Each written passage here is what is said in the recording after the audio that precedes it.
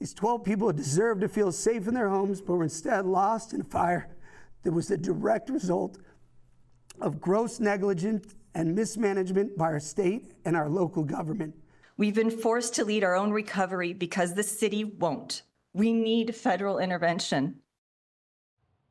Victims from the Palisades fire speaking out at a special congressional hearing investigating California's response to the wildfire that killed 12 people and torched thousands of homes. This, as a new documentary, highlights how Governor Gavin Newsom and Mayor Karen Bass abandoned L.A. as it burned.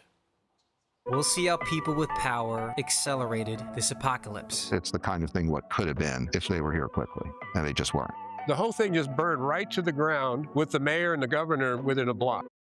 Rob Montz is the producer of Paradise Abandoned. He joins us now. Rob, this is remarkable what you found. You were born in the Pacific Palisades. Your mom lost her home. You must be among those residents just outraged at how the governor and mayor handled this crisis. What else will we see in this documentary? Let me just do a quick plug also. We're hosting a special private screening in West Los Angeles later this month.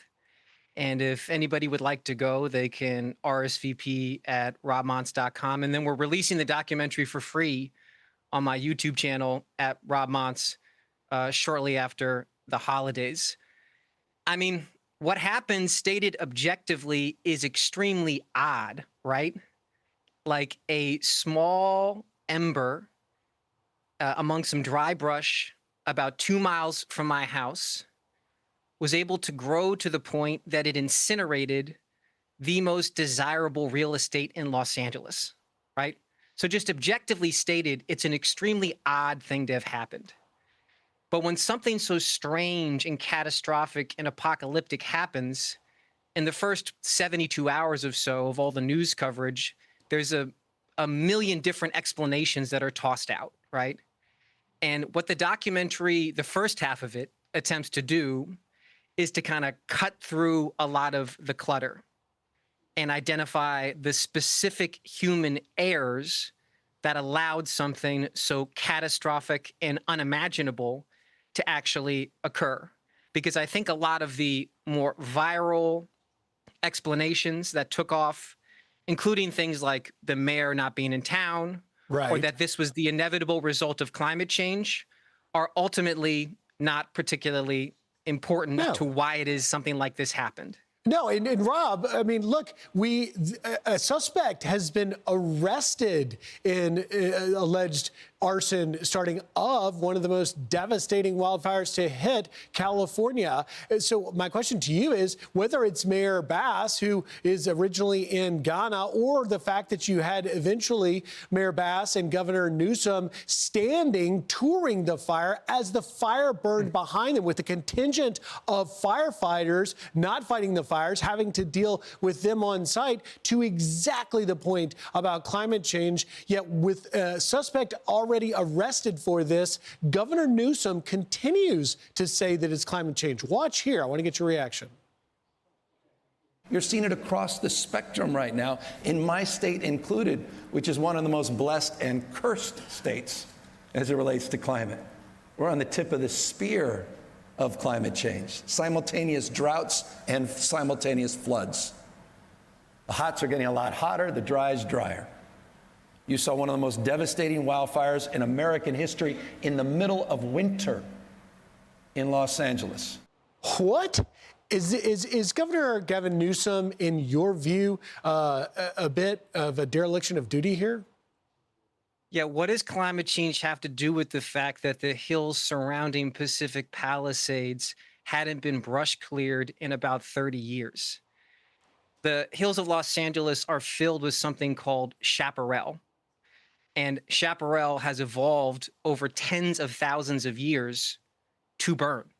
It's specifically designed to burn, and it uses fire as an element in its own reproduction. But there's a certain precious conception of the environment that happens to be quite popular among lawmakers in my home state, which doesn't appreciate raw reality like that, and then sets up extremely elaborate regulatory apparatuses that ensure that brush that ought to get cleared doesn't, and the risk accumulates for decades and decades. And that particular vignette or anecdote you talked about comes from a guy named George, who I've known since I was starring in Christmas pageants at the Palisades Lutheran Church when I was 6 years old. And George did not evacuate the Palisades, openly defied evacuation orders, and saved that church with a hose. He stayed the night in the Palisades.